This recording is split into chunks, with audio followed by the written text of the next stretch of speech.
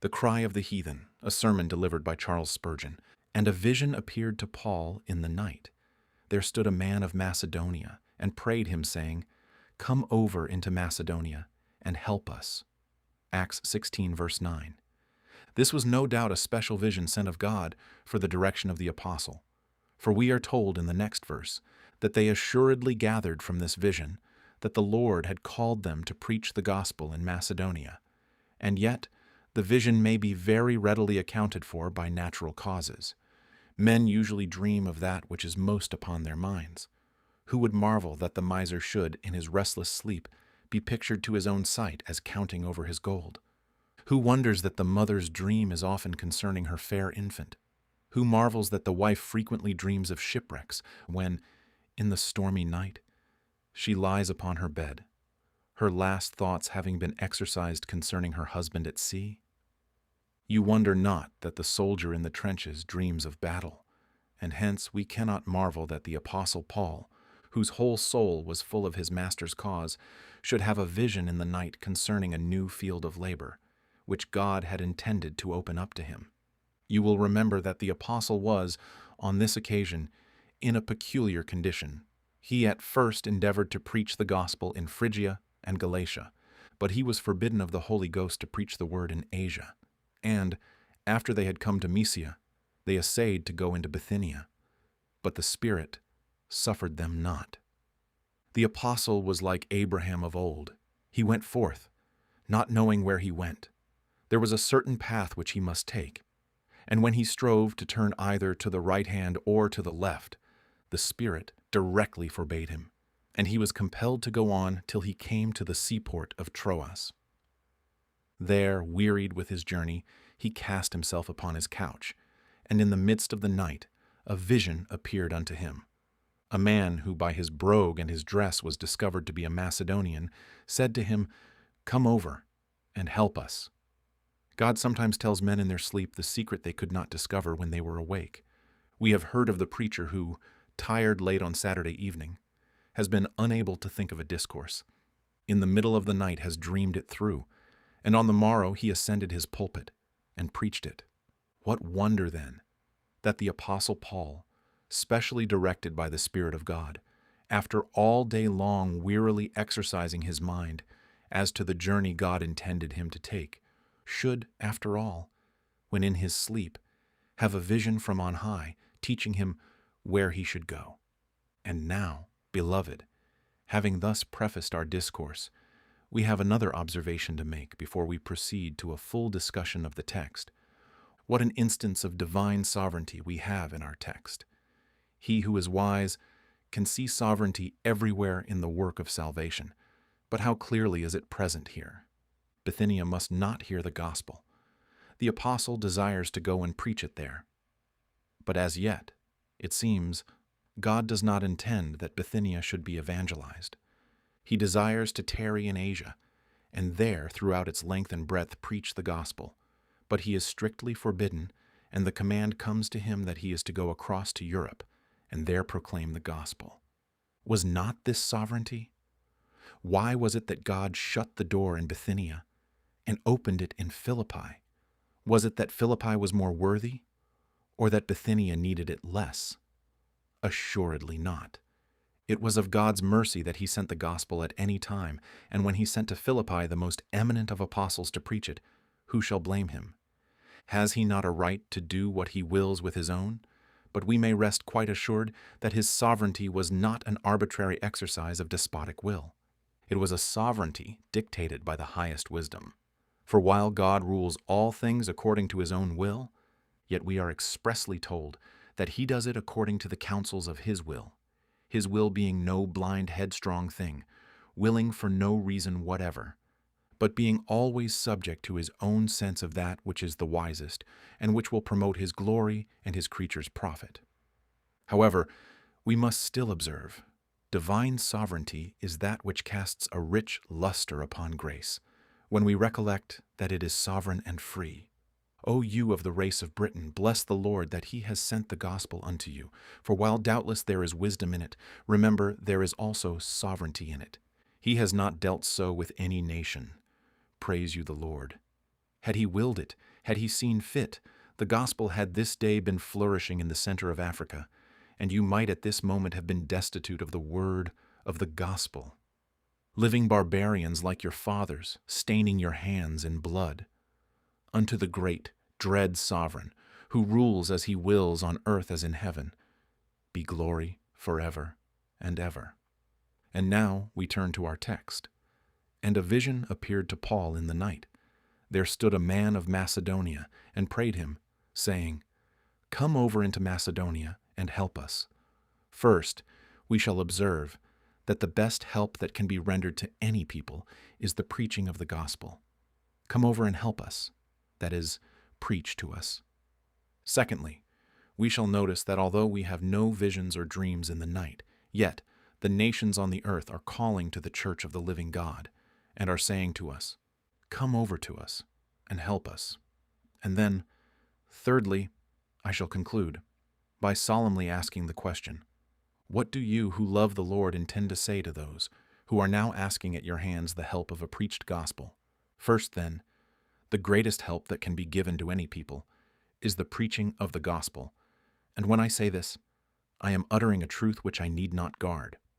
The gospel is a help, not in one way, but in every way. Those who have not the gospel stand in the greatest need of help. But when the gospel is carried, you carry everything within it. In the folds of the gospel sleeps the manifold wisdom of God, and his manifold goodness also toward the sons of men. Behold, the nations of the earth this day are still the bondslaves of tyrants. Many lands are still subject to despotic dynasties, who trample men beneath their feet, as if men were but earthen pitchers to be broken in pieces by the iron wills of kings. How is liberty to be established in these lands? Shall the point of the bayonet bring liberty to these nations that still are slaves? Never, never. Iron makes our fetters, iron rivets them, but iron never can unloose them. We need something more potent than steel to carve out the liberty of mankind. Love, love of the gospel, must be the groundwork of liberty. And if liberty, equality, and fraternity, the three great words that are the world's heirloom, are ever to be fully known and realized, it must be by the preaching of the word of Jesus. The preaching of the gospel is the terror of despots. If you ask what makes this land free, every candid man must say it is the open gospel and the unfettered preaching of the word. Glasgow's motto is, Let Glasgow flourish by the preaching of the word. It is the coat of arms of liberty herself. Liberty flourishes by the preaching of the word of God. Certain it is that wherever you find Protestantism, you find liberty, and wherever you leave Protestantism behind you, you begin to feel the yoke and to hear the groans of the oppressed. It is true that Protestantism does not in every place produce perfect liberty, because it is not sufficiently true to itself. There are still places where the slave feels the lash, while his master calls himself a Christian. But this is not the legitimate effect of our religion, but rather the effect of a delusion which hell itself did first invent, and which nothing but the deep depravity of men could ever permit to stand before the face of God's Son. Yes, you tyrants on your thrones, the little stone cut out of the mountain without hands shall yet break you in pieces. O great statue of tyranny with your head of gold, and your feet of clay, you shall yet totter, for this shall break you in pieces. For the breaker is come out before us, and the king at the head of us. And who can withstand his might? What shall hold out against the mighty principle wherewith Christ makes men free? Look, brethren, too, and see how the nations of the earth are lying under gloomy superstition. Perhaps there is one thing in the world worse than kingcraft, and that is priestcraft. May God save us from two things, from tyrannical kings and from priests of all sorts. Priests of any sort are bad, but superstitious priests are the worst of all. Oh, how many nations of the earth have their intellect blighted, their hopes blasted, their progress shipped, their whole history eclipsed of its glory, their state robbed of its riches by the cursed dominancy of priests. Men are compelled to believe just what the priest chooses, because he wears a cassock, because he has been educated in the deep mysteries of craftiness. He is to be Lord over men's consciences, and consciences and hearts are to bow before him. Wherever he comes, his word is to be law. His will is to open and shut the gates of heaven. For he pretends that the keys of heaven and of Hades are hanging at his girdle. How shall we deliver men from these enthralling superstitions? No way but by the preaching of the gospel. You cannot make men free, even by governments. You cannot give them a thorough freedom by giving them a republic itself. For that republic must fall so long as priestcraft is there. For liberty and priestcraft agree as well together as God and devil, and no better. And until the one falls, the other can never stand. But the preaching of the gospel, which teaches that believers are all priests and kings, which lifts every one of us into the high places of princes and monarchs, and puts every one of us on a level with pontiffs and priests, this is the gospel which shall yet set men free, and the preaching of this, and this only, is the world's great and grandest hope of its deliverance from the slavery of the body, and the yet more accursed bondage of the soul. But, beloved, there are some nations of the earth that have never as yet tasted of the sweets of salvation. Large tracts of country have been discovered where the people are still debased and degraded. The kraal of the Hottentot has not yet blossomed into a mansion. The spear of the New Zealander has not yet been entirely changed for a pruning hook. There are many places where all the joys of life and the social comforts and enjoyments of our being are as yet totally unknown. Now, the gospel has blessings in both its hands. Wherever it goes, it has the blessings heaven, rich and golden. It has the blessing of the earth, fair and silvery. They are both precious things, and while we believe the gospel is ordained most of all to bless man for the hereafter, yet the secularist himself, if he were wise, must take some interest in the progress of the gospel, for it is a blessing to men even in this life. The great civilizer is the cross. Nothing else can make the barbarian into a civilized man but the cross and the vision of Christ hanging on it. Blessed are the feet of them that bring glad tidings of peace, for where they bring the glad tidings of peace with God, they bring also good news of goodwill towards men, even goodwill towards men as creatures here, as well as good news to them as creatures that are to exist forever. My dear brethren and sisters, if you would bless the world in the largest possible sense, temporarily, spiritually, and eternally, if you would bless the bodies and the souls of men, if you would bless men in their children, in their houses, if you would bless them in their meats and drinks and in all the necessities of life, the one simple means of doing all this is just the proclamation of the gospel of our Lord Jesus Christ, and that fully preached and received has been proved in instances which I need not now stop to recall to your memories, instances abundant and recent, to be, after all, the power of God, not only to salvation, but to civilization too. There is yet one more point which I must mention here in which the gospel is the best help to man. We must remember today that there are districts of the earth where the ground is yet red with blood. There are sad portions of our globe that as yet must have the name of Akeldama, the field of gore. There are spots where the horsehoof is splashed with blood, where the very carcasses of men are the food of ravens and of jackals. The mounds of Balaclava are as yet scarcely green, and the spots where rest the relics of our own murdered sisters and brothers are not covered with the memorial stone. War has ravaged whole districts. Even in these late times, the dogs of war are not yet muzzled. Oh, what shall we do to put an end to war? Mars, where is the chain that shall bind you like Prometheus to the rock? How shall we imprison you forever, you cruel Moloch? How shall we forever chain you? Behold, here is the great chain, that which one day is to bind the great serpent. It has the blood-red links of love. The gospel of Jesus Christ, the crucified one, shall yet hush the clarion of war, and break the battle bow in sunder. Happy are we, thrice happy, that we have a gospel which shall make men. Hang the useless helmet high, and study war no more. Let us spread it, then, to earth's utmost bounds. For, to repeat the text I quoted just now, it has blessings in both its hands. Wherever it goes temporarily as well as eternally, it blesses the human race.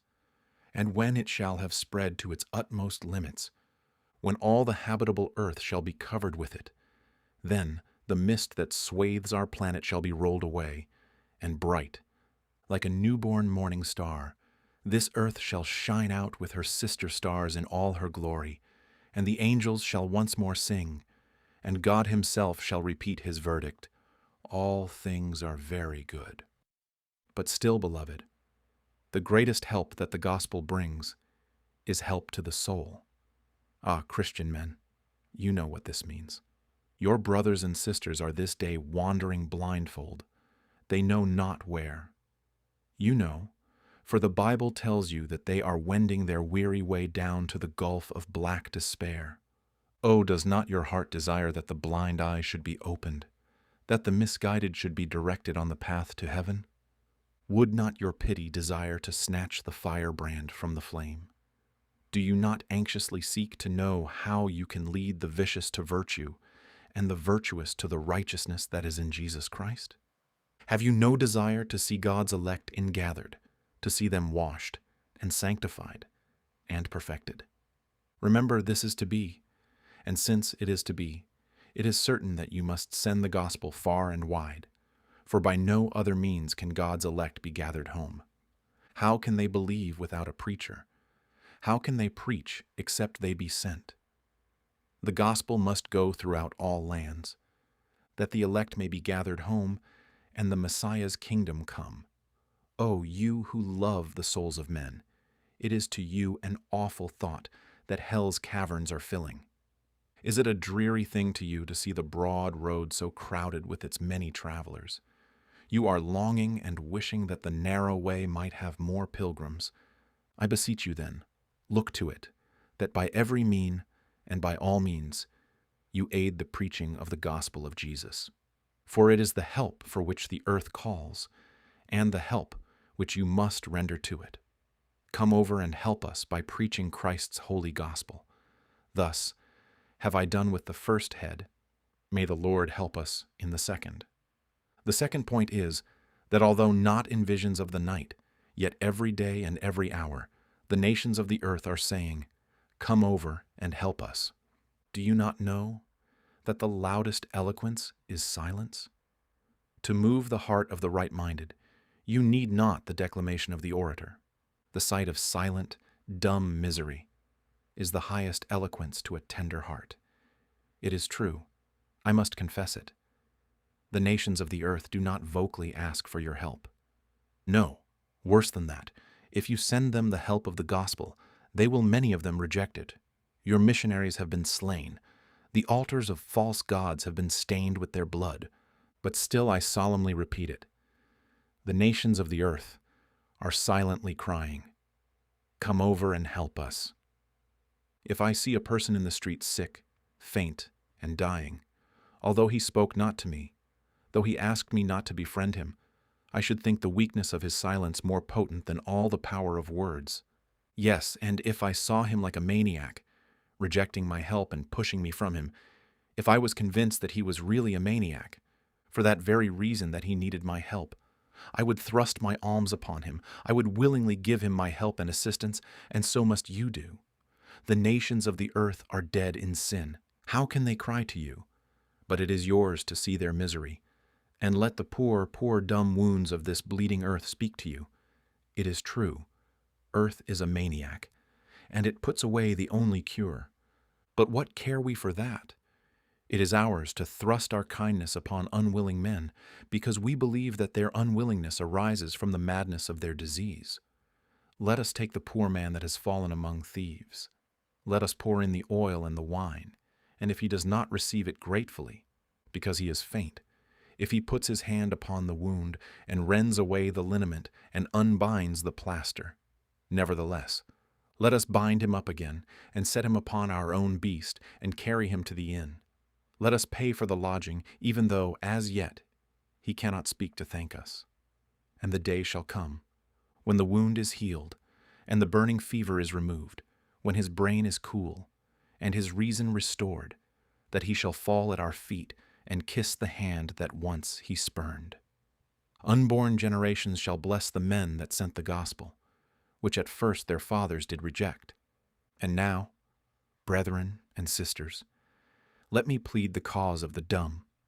No man of Macedonia is here today to say, "Come over and help us."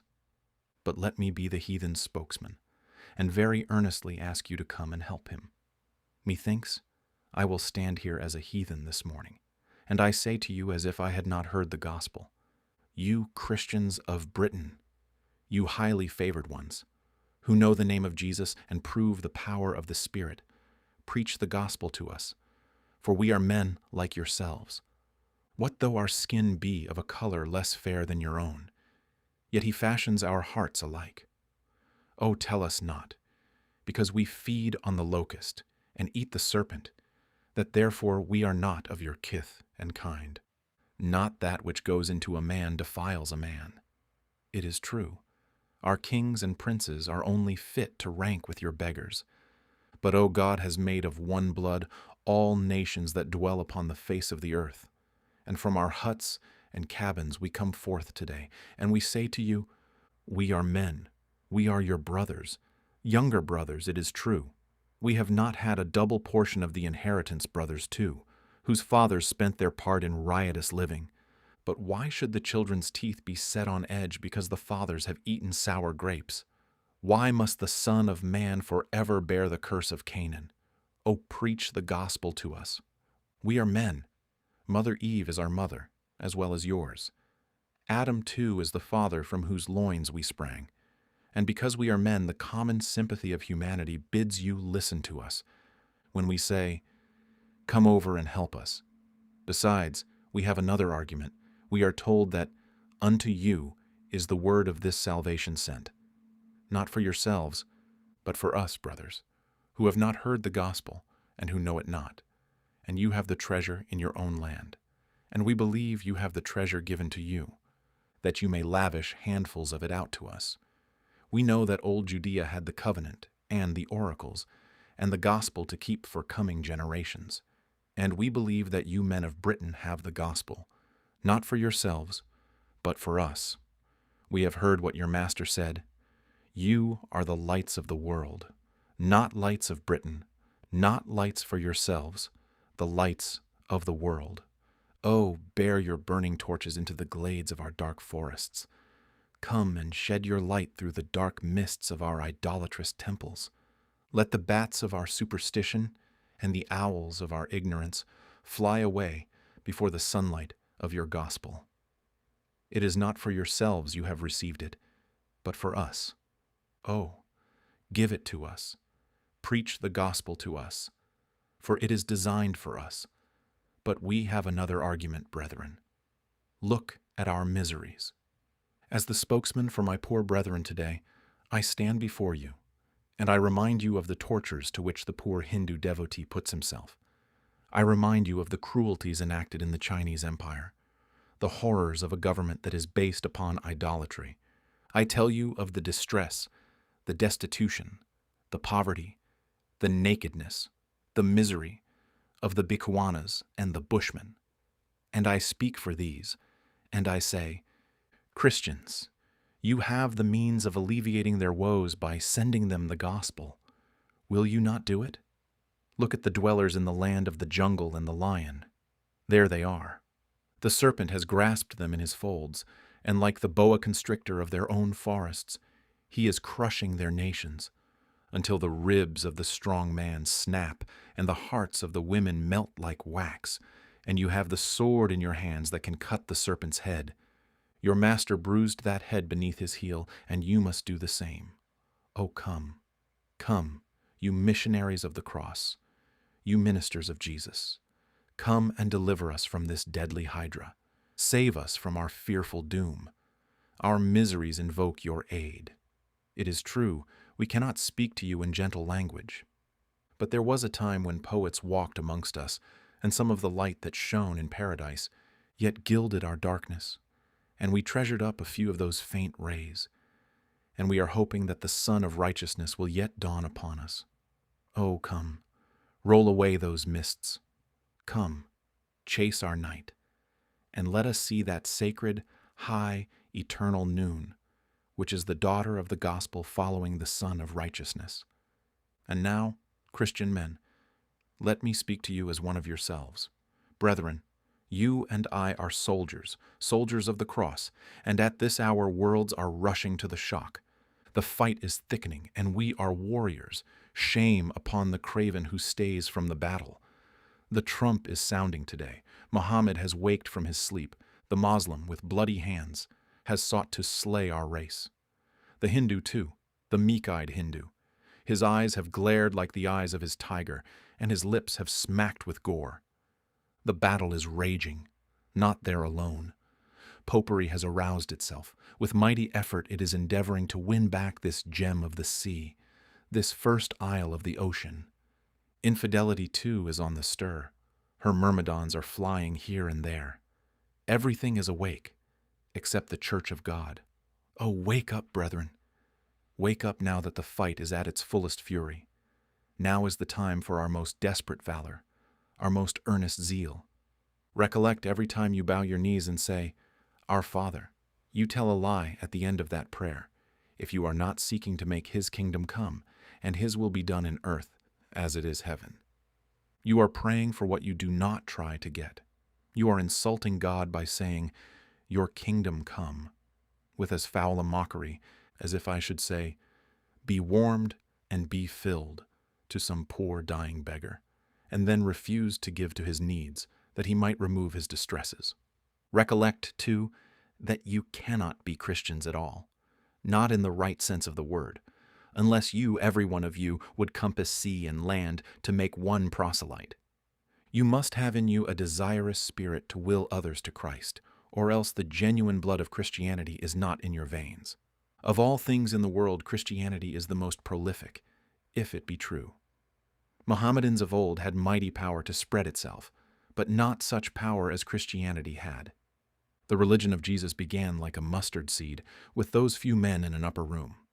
But before a half-century had rolled away, the gospel was preached to every nation under heaven, and if we had Christianity in our hearts of the right sort, hot, burning stuff, not the lukewarm shams of this degenerate age, our religion before another half a century will have won the day. If the Spirit of God should give us true diligence, in the course of another half-century, there would not be one district that would not have been trodden by the foot of the minister, nor one town or city which would not have been evangelized. I know I am not speaking without book now. I am absolutely certain that what I am saying is a sober matter of fact. If you will just calculate the proportion between the 400 and the progress made in one half a century, and then begin with the 3 or 4 millions, I should hope there are as many as that. Of true Christians in the world, I say, it is a little thing to believe that, if they were true to their profession, they might, under divine blessing, carry the gospel into every known part of the habitable world before half a century has rolled away. However, we need not be afraid. We shall do it.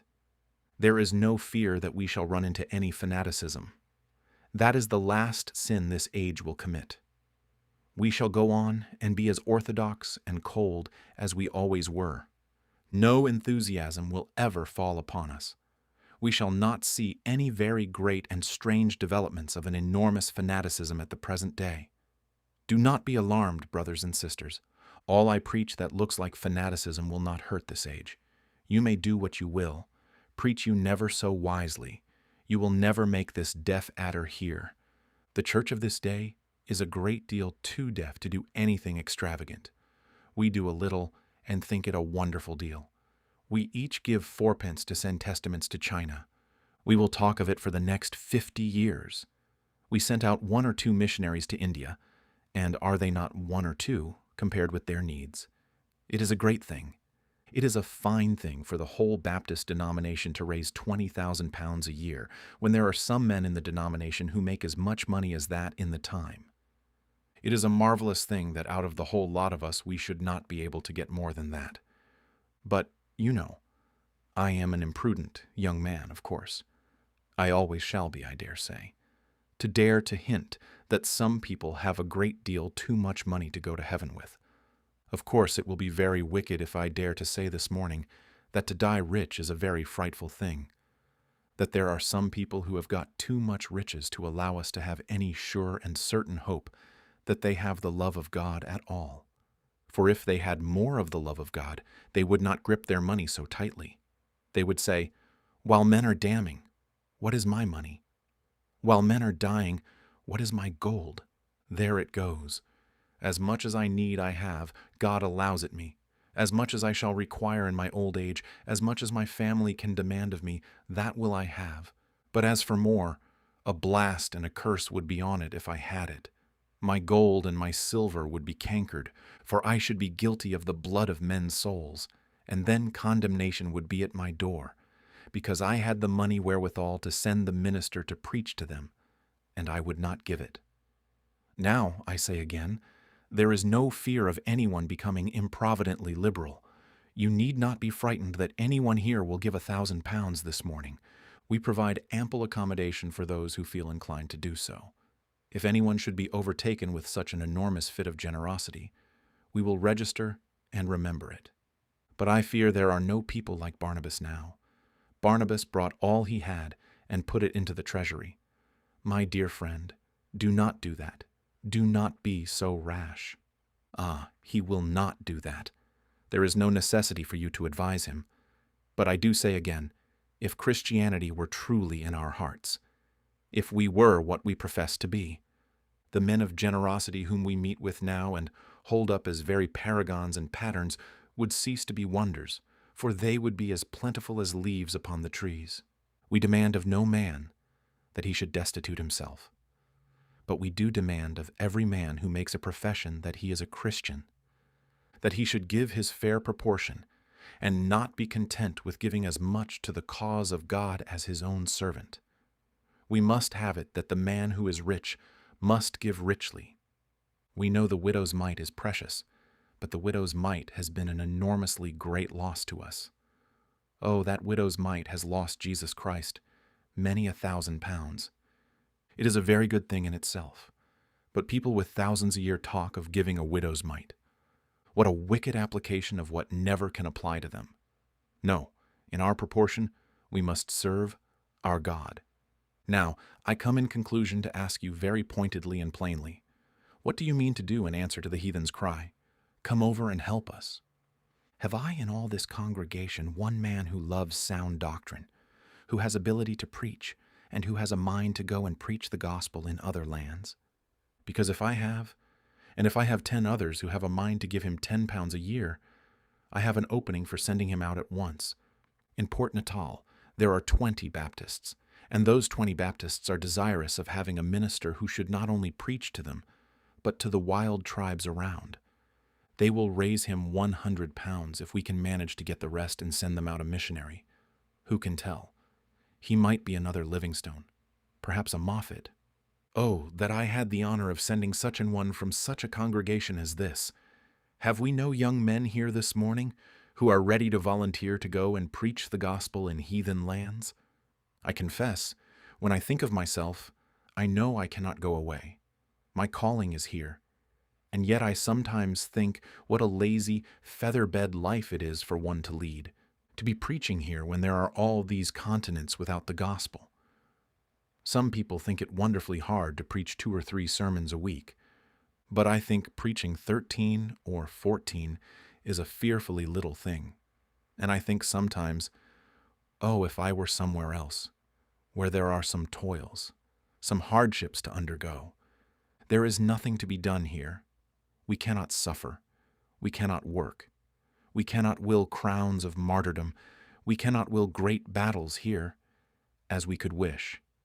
Yes, young man, I say again, if you are ambitious to serve Christ, the height of your ambition should lead you to say, I desire to preach the gospel among the heathen.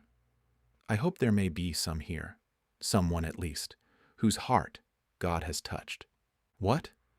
Can it be possible that I should this morning address some 8,000 people, and yet out of the whole 8,000 there is not one who can say, Here am I, send me? Is it not strange? Very probably there is not. But yet I would fain hope that somewhere there is one who will write on the tablet of his heart, I will go home to pray, I will go home to study, and if God has given me power to preach, if there be any door open in his providence, here am I. I will be a preacher of the gospel in foreign lands. And now, what are you resolved to do who cannot preach? Why? There are some of you, if you were to get up and preach, you had a great deal better sit down. It would not do for you to go and preach in foreign lands because nobody would listen to you. I have often marveled that some people should think themselves called to preach when they have no ability. As I tell them, if God calls anybody to fly, he will give them wings, and if he calls them to preach, he will give them ability to preach. But if a man has not the ability to preach, I am sure he has not the call. Well, what will you do? Says one, I will pray earnestly in support of missions. I will cry to God that great results may follow. Do so. And you shall have our best thanks for your prayers. But in doing that, you have not done very much. For recollect, that is what the Roman priest did for the beggar. The priest said he would not give him a sovereign, he would not give him a half-crown, nor would he give him a penny. Holy Father, said the beggar, will you give me your prayers? Yes, said the priest. Kneel down. No, not so, said the beggar. For if your prayers had been worth a penny, you would not have given them to me. And when you say you will pray, but will not help the cause with something more substantial, though we love your prayers, we might say, you would not give them if they were worth a penny. If you have nothing else to give to Christ, you need not be ashamed of saying, Jesus, I give you my prayers. But if you are blessed in your substance, you will be lying before him if you ask him to bless his cause, and do not give of your means in its support. Now, let each, as he is able, help this great cause. And above all, let us all in our spheres be preachers of the gospel, seeking to tell to others round, what a dear Savior we have found. Let me say, before the collection is made, just this word. There are some of you here that are as much heathen as if you were in Africa. To you I proclaim the gospel, and I have done. He that believes and is baptized shall be saved. He that believes not shall be damned. Believe on the Lord Jesus Christ, and you shall be saved.